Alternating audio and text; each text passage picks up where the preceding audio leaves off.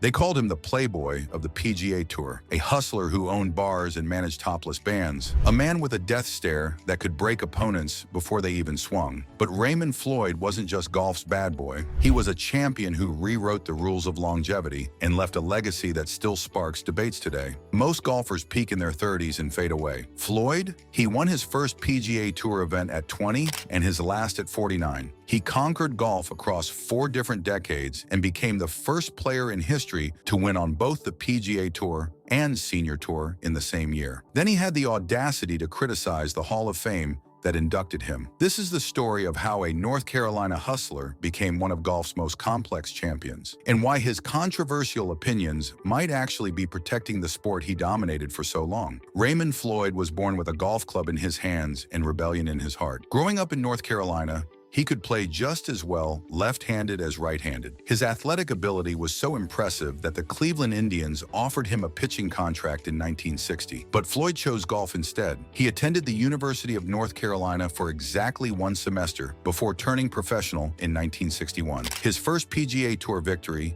came in March 1963 at the St. Petersburg Open. He was just 20 years old, but winning tournaments wasn't enough to pay the bills back then, so Floyd did what many golfers did in that era. He hustled. The most famous hustling story happened in the mid-1960s in El Paso, Texas. Floyd arrived looking to make easy money off some unknown local player. The match was sponsored by Titanic Thompson, a legendary gambler who loved setting up these high-stakes showdowns. Floyd put up $1,000 of his own money. Thousands more were bet by backers on both sides. Then he met his opponent, Lee Trevino. At the time, Trevino was just an assistant professional who cleaned golf carts and shined shoes. Floyd was already a PGA Tour winner. The first day, Trevino beat Floyd by 3 shots, even though Floyd shot 66. The second day, Trevino shot 63 to Floyd's 65. Floyd was getting destroyed and losing serious money, but instead of walking away, he doubled down. He pushed for a third match and raised the stakes. That final round, Floyd shot 63 to Trevino's 64. He won by 1 stroke and evened up the money, but the experience left a lasting impression. Floyd later said, "After that, I didn't play anybody I didn't know for big money." Stories say Floyd would stick around after official tournaments to hustle club members. This wasn't just about money.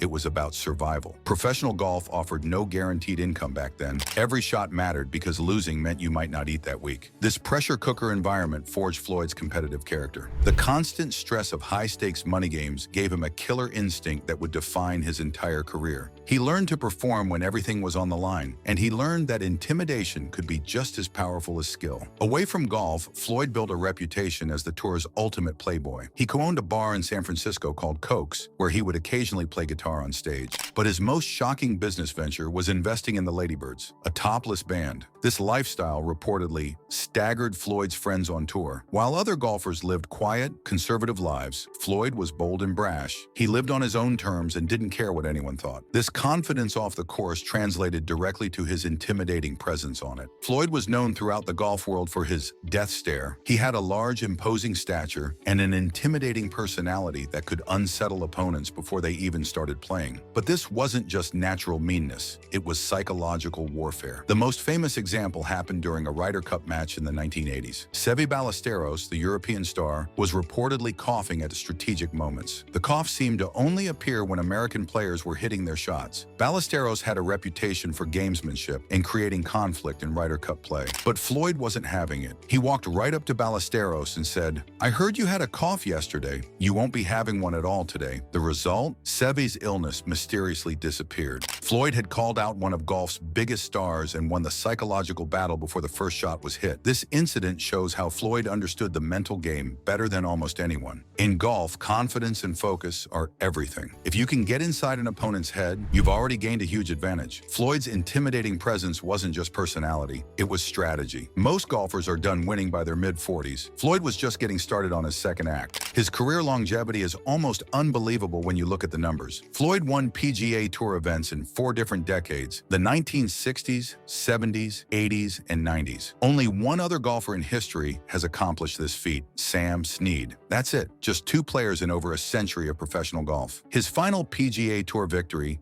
came at the Ryder Open in 1992. He was 49 years old, competing against players young enough to be his children. Most golfers would have been happy to just make the cut at that age. Floyd won the tournament, but that wasn't even the most impressive part of his 1992 season. A few months later, right after turning 50, Floyd won the GTE North Classic on the Senior Tour. This made him the first player in golf history to win on both the PGA Tour and Senior Tour in the same calendar year. At the time, Floyd downplayed the achievement. He said, "It's not really a great big deal. It was a unique situation." But his actions told a different story. Floyd donated his entire $67,500 prize to hurricane relief following Hurricane Andrew. The win was deeply emotional for Floyd. His oldest son, Raymond Jr., was waiting at the 18th fairway with tears in his eyes. Floyd later said seeing his son's reaction made the victory special. But what really stands out is Floyd's competitive mindset at 50. He said, "I did not want to waltz in here when I turned 50. That's not the Ray Floyd that I like." Even as a senior citizen, he was driven to dominate. Floyd continued his dominance on the Senior Tour, winning 14 times between 1992 and 2000. 4 of those wins were senior major championships. At the end of 1992,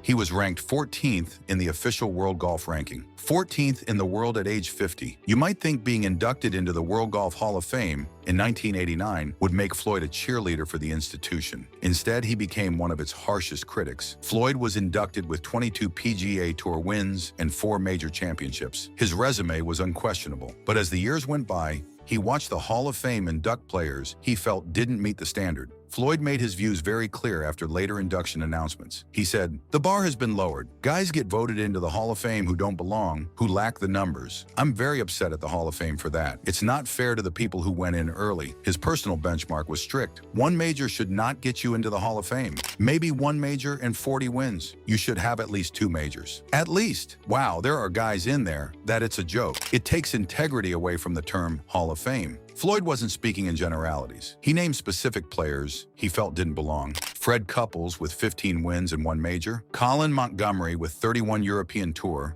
wins but 0 majors. Jim Furyk with 17 wins and 1 major. His criticism wasn't bitter jealousy, it was passionate protection of excellence. Raymond Floyd's career spans one of the most dramatic transformations in golf history. He started in an era of high-stakes hustling where players literally fought for survival. He finished in the highly structured, commercialized modern tours where guaranteed money eliminated most financial pressure. Floyd didn't just adapt to these changes. He thrived across both landscapes. His formative years in money games gave him mental toughness that served him throughout his career. His intimidating presence became a legendary weapon that opponents feared for decades. His 4 major championships and 22 PGA Tour victories would be impressive enough. But his true legacy lies in his distinctive personality and willingness to challenge norms. He was never just a name on a leaderboard. He was a compelling character who commanded attention and evoked strong reactions. Raymond Floyd didn't ask for admiration. He earned it through decades of excellence, controversy, and unwavering competitive spirit. His legacy reminds us that the most memorable champions aren't always the most polite ones.